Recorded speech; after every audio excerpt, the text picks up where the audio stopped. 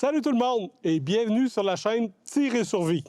Aujourd'hui, on plonge dans l'univers du bushcraft et de la survie en faisant l'évaluation d'un couteau, le BPS HK2 SSH. C'est un couteau qui est fait en Ukraine. Si vous suivez la chaîne depuis quelque temps, vous avez vu à un moment donné, j'avais reçu un YouTuber qui s'appelle LT Survival, que je salue d'ailleurs, et on avait fait une vidéo sur les couteaux. Je vous mets un lien là, ici ou de ce côté-là pour aller voir cette vidéo-là. Et ce modèle de couteau-là m'était tombé dans l'œil. Dans cette vidéo, je vais vous présenter les caractéristiques techniques du couteau, son acier, ses utilisations pratiques, ainsi que ses points forts et ses limites. Installez-vous confortablement. On se fait un petit déballage très rapide tout de suite après le générique. C'est parti!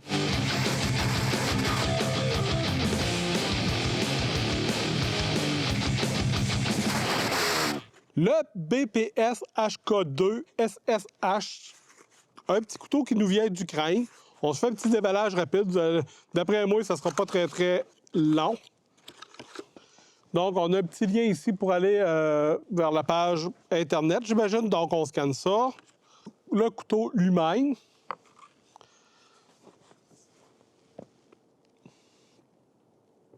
Et nous avons l'étui en cuir qui est fourni avec le couteau. Si vous voulez bien, pour le restant de la vidéo, je vais l'appeler le HK2.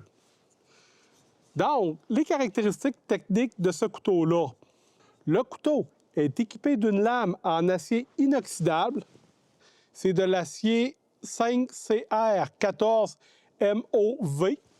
Aucune espèce d'idée de ce que ça mange en hiver, mais j'imagine que si vous connaissez les aciers, vous êtes capable de le savoir.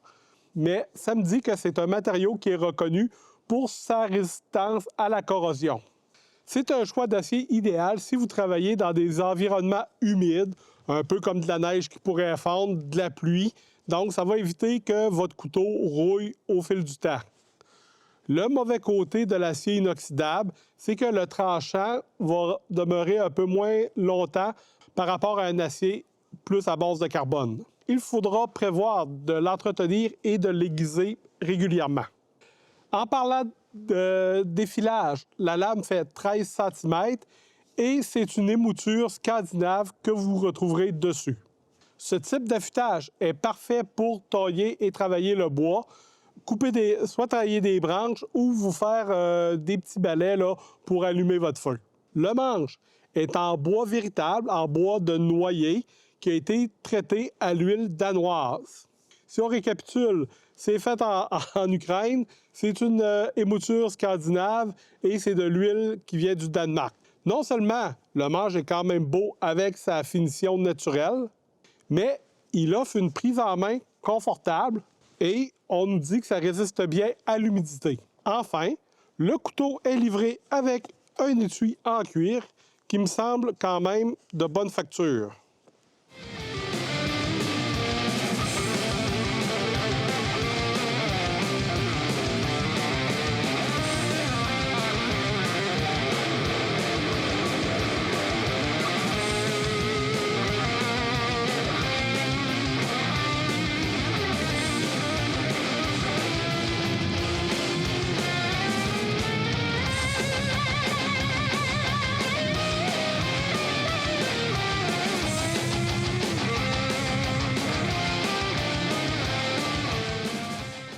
Maintenant que nous avons vu les caractéristiques techniques, passons au test pratique. C'est un couteau qui est prévu pour faire du bushcraft, donc on va regarder ce qu'il a dans le ventre.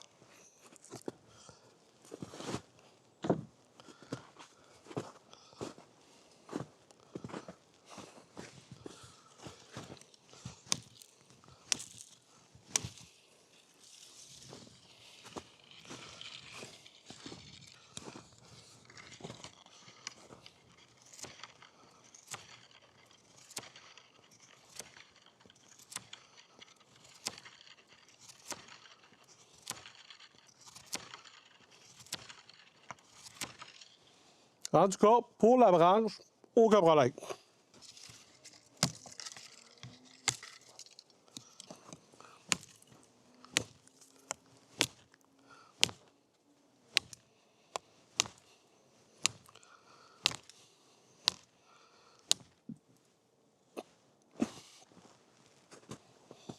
Ça fait le job.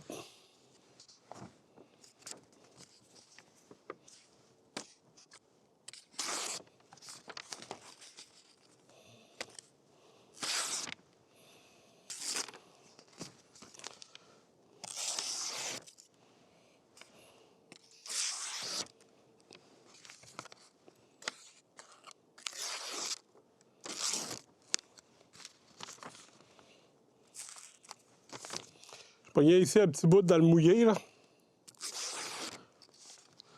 En tout cas, pour couper, l'émouture fait très bien le travail.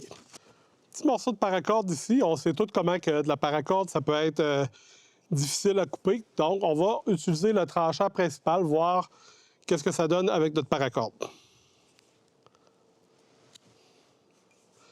C'est comme dans du beurre. 2 épaisseurs de paracorde. Ça ne le sent pas pantoute. 4 épaisseurs de paracorde. Facile. Une épaisseur de paracorde, mais cette fois-ci avec le dos de la lame. Oh!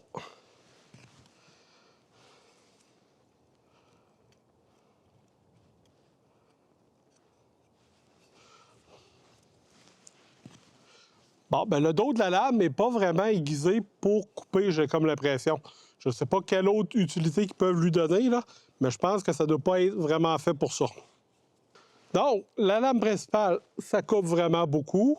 Le dos ici, il y a un coupable pareil, mais on dirait qu'il est moins bien aiguisé que la lame principale.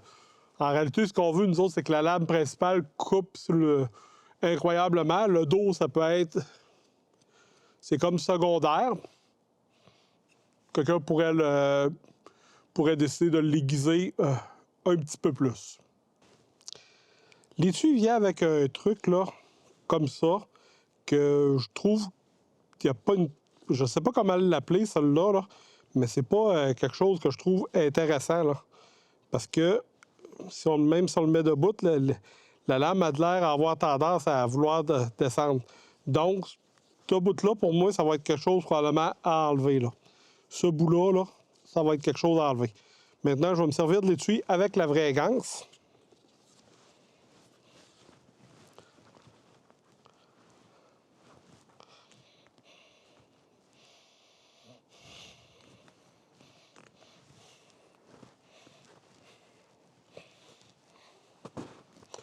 Là, on peut voir que c'est bien en place, ça tient solidement, ça ne cherche pas à partir dans tous les sens. Donc, c'est de la manière que, personnellement, je vais utiliser l'étui.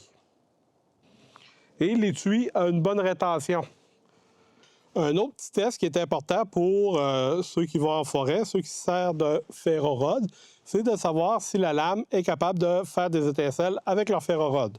Donc, on va l'utiliser tout de suite, on va vérifier tout de suite. Ici, vous avez, je ne sais pas comment le dire, là, mais en tout cas, c'est limé très, très carré, donc c'est à 90 degrés. Ou sinon, il y a la lame, mais on va essayer d'utiliser le coin ici là, pour pouvoir faire notre étincelle.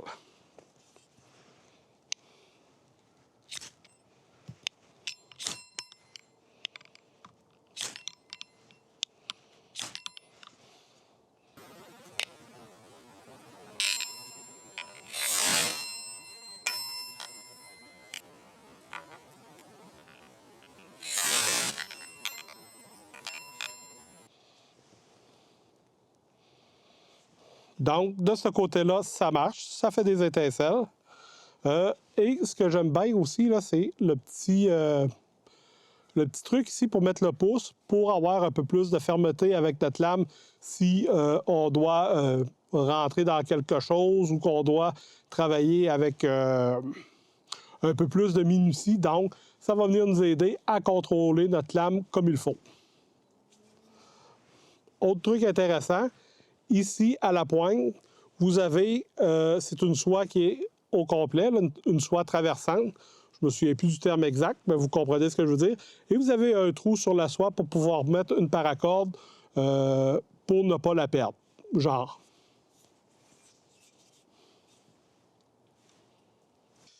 Test de bâtonnage.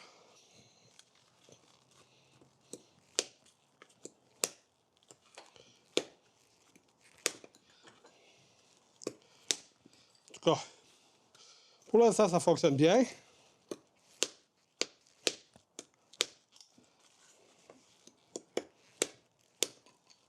On va y aller dans le un peu plus sérieux.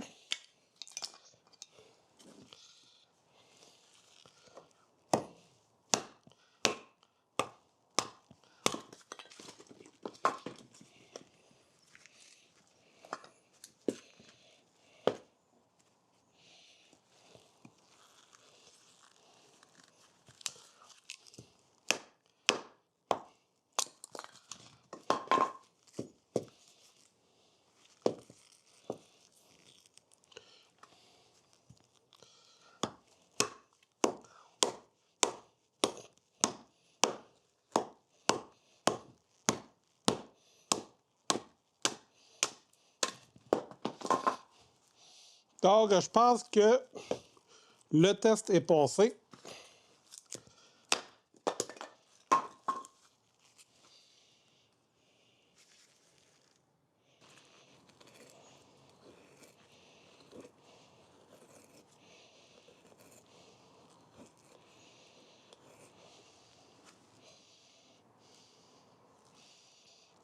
Je pense que le test des copeaux est réussi aussi. Après ces quelques tests, voici les points positifs et négatifs du couteau. Tout d'abord, sa résistance à la corrosion grâce à son acier inoxydable est un gros avantage pour les activités extérieures et dans les environnements humides. Ensuite, deuxième point positif, son design robuste et son manche en bois de noyer est très confortable et très agréable à utiliser, même sur des longues périodes. Vous allez trouver que c'est confortable dans la main et ça se contrôle très bien grâce aux petits... je ne sais pas comment on appelle ça dans le monde des couteaux, je ne suis pas assez versé dans ce domaine-là, mais on va dire les petites grippes ici qui sont là pour le pouce. Ça vous permet d'avoir un bon contrôle sur votre couteau. L'étui qui est fourni avec le couteau, en cuir épais, en cuir solide. Moi, je pense que pour le couteau, c'est un plus et elle retient très bien le couteau. Les petits points négatifs, c'est que c'est un acier inoxydable qui va moins bien tenir son tranchant. Donc, vous allez devoir l'aiguiser un peu plus souvent. Deuxième point négatif, c'est que c'est un couteau qui est quand même assez pesant. Je vous mets le poids ici parce que je ne l'ai pas pris en note. Mais comparé à d'autres couteaux comme mon Rack Knife, par exemple, c'est un couteau qui se laisse porter. Donc, c'est un couteau un peu plus pesant. Il faut en avoir conscience si jamais le poids est un facteur déterminant pour vous.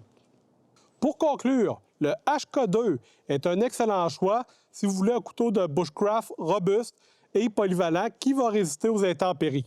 Il excelle dans les tâches courantes telles le bâtonnage, la préparation alimentaire, le travail du bois et tout ça en nous donnant une très belle esthétique. Parce qu'on va se le dire, le couteau est très, très joli avec sa double ébouture. Ça fait un couteau qui semble qu'il a un look très, très sérieux. Alors, qu'en pensez-vous?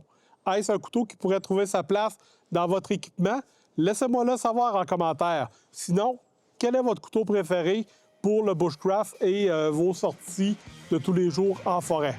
Merci d'avoir regardé cette vidéo. Si elle vous a plu, le pouce, le commentaire, partagez, pourquoi pas. Et je vous dis à la prochaine pour d'autres vidéos, d'autres aventures. N'oubliez pas, amusez-vous prudemment en forêt et ayez du plaisir. Bye bye!